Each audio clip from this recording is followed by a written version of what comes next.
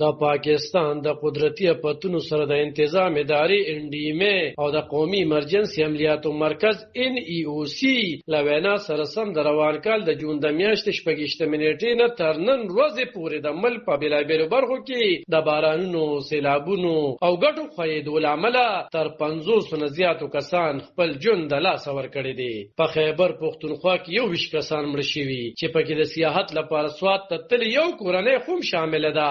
دغه کورنۍ په 11 کسانو مشتمله وه چې د سیلابي اوبو له امله ډوبه شوې. په پنجاب کې د ریسکیو ادارو د معلوماتو له مخې تر دې دمه 40 کسان مړه شوي او 9 نور ژوبل شوي دي. په سند کې د بارانونو له امله 7 او په بلوچستان کې 4 تنه مړه شوي دي. د موسمیاتو ادارې او NEOC د جون 9 تر جولای 15 پورې د شدیدو بارانونو، اربن فلډینګ او سیلابونو خبرداري ورکړې ده. د خبرداري د لاندې سیمو لپاره دي: اسلام آباد، پیښور، لاهور، کراچۍ، کشمیر، ګلګت بلتستان، مری، بیت آباد، مانسهره، ریپور، بلاکوټ او نور سیاحتي سیمې شامل دي. په دغه سیمو کې د ګټو ښویېدو، په نهرونو کې د طغیانې او سیندونو کې د اوبو زیاتېدو خطر موجوده ده. د کابل، سوات او دریای سند د اوبو سطح د تیر کال پرتله زیاته ښودل شوې ده. د موسمیاتو د ادارې مشر ظهیر بابر ویلي چې سخت کال مونسون بارانونه معمول نظر یعنی د جون 20 نه شروع شوي. نوموړي زیاته کړې چې د موسم بدلون کلایمټ چینج له امله هر کال بارانونه یو نوی شکل اخلي، کله زیات، کله سخت او کله زر پیلیږي.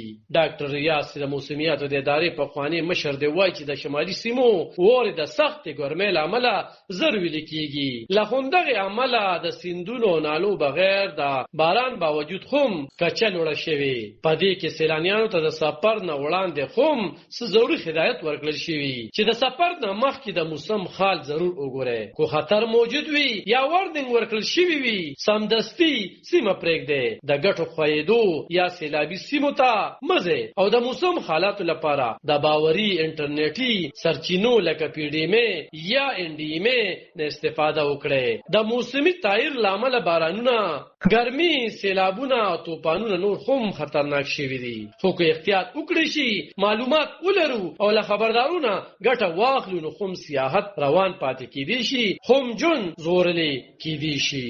علب خان شیرپور، دلبر نیوز 400.